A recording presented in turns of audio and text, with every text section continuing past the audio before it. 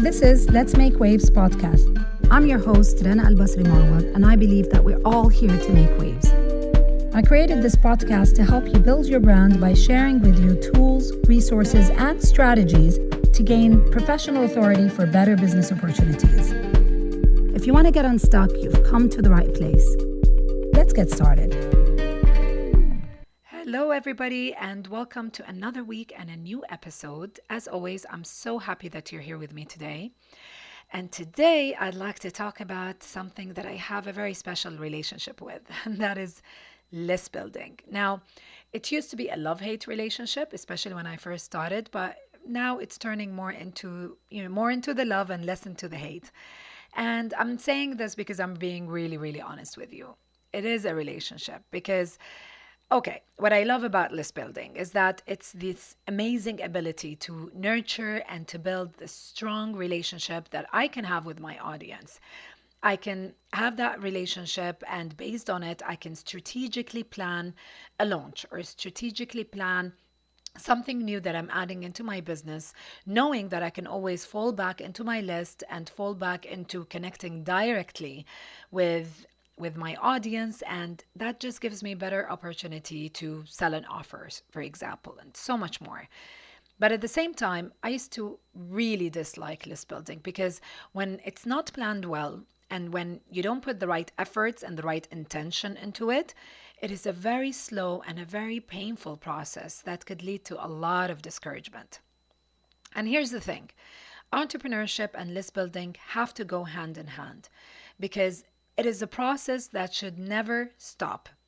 You're always working on attracting new ideal audience to your email list, turning them from a potential to interested to hopefully a devoted customer. So to me, this is a priority, whether you're just starting out or if you're a veteran entrepreneur. Now, I know what you're thinking. I know. You're probably thinking something like this. List building is not a priority for my business. Or my market doesn't believe in emails. My audience, they don't read emails. Or you might be thinking something like, I don't even know where to start. I don't understand the tech. I don't have the budget to hire someone. So I can't start with this right now. Or you might be, thinking something like, I have social media followers. I have a lot of them there. So why should I be list building? I listen to these objections over and over again, and I can tell you for a fact that every single one of them can be debunked. So let's cut to the chase and let's talk about how to prioritize starting and building your list today in your business. So what I suggest is that you save this episode so you can come back to it to refresh your memory on some of the tactics that I would like to share with you today. Or if you're a notebook and a pen kind of person, great, just make sure they're with you right now, because we're ready to dive in. All right, let's begin with some data. I love data. As we all know, email marketing is the act of sending an email message to a group of people, where that message in the email is used to communicate information or to connect, maybe suggest an offer, talk about business details. It could be for promotional reasons, or it could be for a launch, for example. Now, McKinsey and Company conducted a study, and this study revealed that email marketing is 40 times more effective than social media, and that the buying process happens 3 times faster than in social media. Email marketing gets 10 times higher conversion than social media campaigns. Now, this data is important, and these findings actually make sense because when you think of email marketing, you see that email is a very powerful communication channel. It is powerful because it's personal. It lands in the customer's inbox. It creates a one-on-one connection between you and them. It's powerful because it builds relations. The customer has already shown interest in you and in your business by signing up to your email list. And that means that they are interested to know more. It's a very powerful tool because it is targeted. You can share specific offers, exclusive rates, personalized content, making your message so much more powerful. And don't forget that you actually own your email list versus your social media followers that you don't own and you don't have that kind of access and connection to. So, in order to take advantage of email marketing, list building should be a priority, and you should utilize different ways to invite your audience through a very clear call to action to sign up. Okay, so if you've ever wondered how to start list building or building an email list, I'd like to share with you some steps to outline the process for you. Step one, create weekly original content. Now, this is a really big step and it's a very important one because nothing converts a bystander into an interested prospect or into a customer than very good, consistent original content. And this weekly content can come in different shapes and different forms. It could be a blog, a podcast, a weekly video. If you have an e commerce site, it could be weekly updates of new editions. It could be an e magazine. So, whatever type of business you have, trust me when I say that you can update and share original content with your target audience on weekly basis. Your weekly content is something that should be consistent.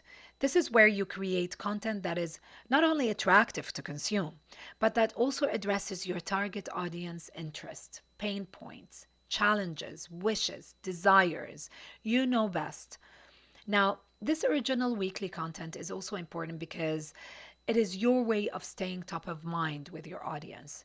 You connect with them, you create a community, you open those channels of communication. And this gets your audience to get used to seeing you and seeing something new from you every single week. Okay, moving on to step two. Choose an email marketing service platform that can help you build your list and host it. Now, since list building, as we agreed, is a continuous effort and it's a priority in your business, it is important that you find the right email marketing service and email marketing tools that is suitable for you and for your business so you can start building that list. Now, there are so many tools out there. You can find them as a built in plugin into your website hosting platform. So, for example, if you have a WordPress you use WordPress in your website for your website, they have number of plugins for list building. I personally like to use a specialized email marketing service that connects with my website and has different features that also helps me to list build, to segment, to create sequence creation, broadcasting, and all of that. Now, I've mentioned in a previous episode that I use ConvertKit as my email marketing tool of choice.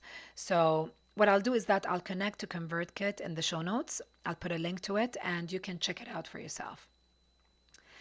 Now, if you're going to be shopping for a third party email list hosting provider, just make sure that you choose that platform based on your needs, not just for today, but also for your future needs. Because this is list building, you're growing it, and your list is going to grow. So there is this mentality that you need to be in when you're deciding on which platform to use or which email hosting platform to participate with. So for me, this is the mentality that I used when I chose ConvertKit. And some of the details that are important, in my opinion, when to keep in mind is the ease of use, especially if you're not tech savvy.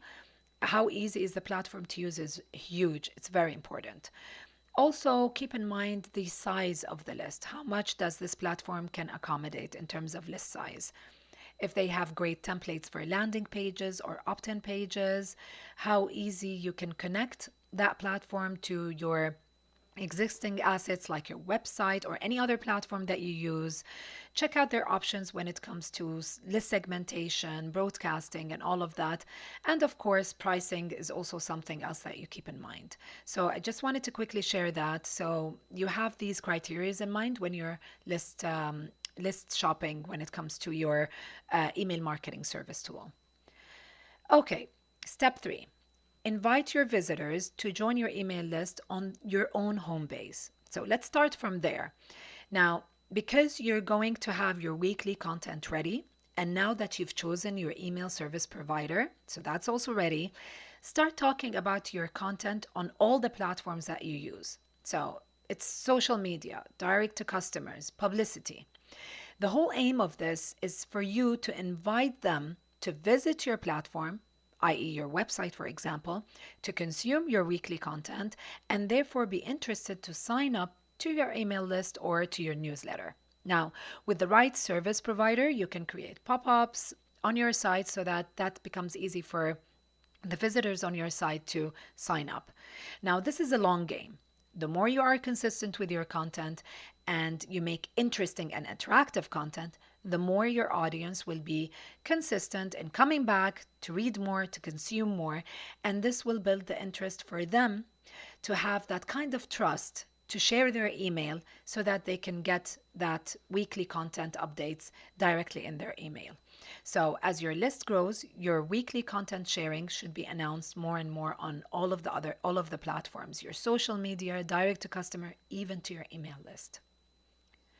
Okay, step 4, create a high converting lead magnet or freebie. Okay, now that you are in the consistency mode, so your consistent connection with your audience, it becomes really easy for you to know and to understand what is something that could catch their attention that you can create as a lead magnet or as a freebie. So, if you're a consultant or if you're a coach, for example, it could be a checklist, it could be a guide. If you have a blog, then and let's say you are an influencer, a food influencer, for example, then it could be like something like 3 recipes, 3 dishes for, within 15 minutes.